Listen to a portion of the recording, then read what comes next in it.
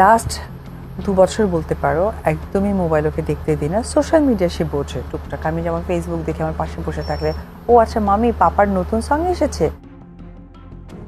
Dhallywood superstar Shakib Khan ও অপু বিশ্বাসের একমাত্র সন্তান আব্রাহাম খান জয়কে নিয়ে সোশ্যালে চর্চার শেষ নেই। তবে নেটিজেনদের একাংশ প্রায়শই জয়ের কিছু শান্ত ও চুপচাপ আচরণকে কেন্দ্র করে নানান নেতিবাচক মন্তব্য ও কটাক্ষ করে থাকেন। অনেকে তো তাকে স্বাভাবিক বাচ্চাদের চেয়ে আলাদা বলেও কটু কথা শোনাতে ছাড়েন না। কিন্তু একজন মা হিসেবে নিন্দুকদের সেই সব কথার জবাব দিতে এবার একেবারে ভিন্ন এক পদক্ষেপ নিয়েছেন ঢালিউড কুইন অপু বিশ্বাস। সম্প্রতি এক সাক্ষাৎকারে নিজের ভেতরের এক অনুশোচনার কথা শেয়ার করেছেন অপু বিশ্বাস। তিনি জানান, বিগত ২ বছর আগেও আব্রাহাম খান জয় অতিরিক্ত মাত্রায় মোবাইল ফোনে আসক্ত হয়ে পড়েছিল।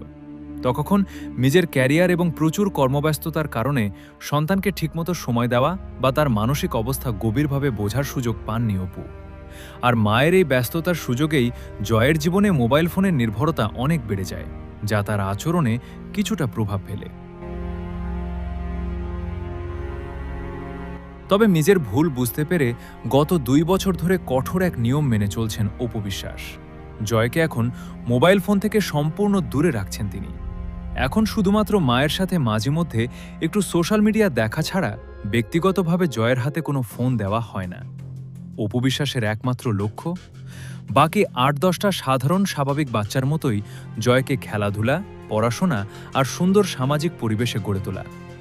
সন্তানের এই পরিবর্তনের মধ্য দিয়েই তিনি প্রমাণ করতে চান যে তার জয় আর সবার মতোই প্রতিভাবান ও চমৎকার একটি শিশু। সন্তানের প্রতি কোনো মায়ের এমন আত্মত্যাগ ও মোবাইল আসক্তি দূর করার এই দূরদর্শী উদ্যোগকে আপনি কিভাবে দেখছেন? অপু বিশ্বাস কি পারবেন নিজের সন্তানকে স্বাভাবিক জীবনে ফিরিয়ে আনতে, নাকি তার এই চেষ্টা পুরোপুরি ব্যর্থ হবে? জানিয়ে দিন কমেন্ট বক্সে।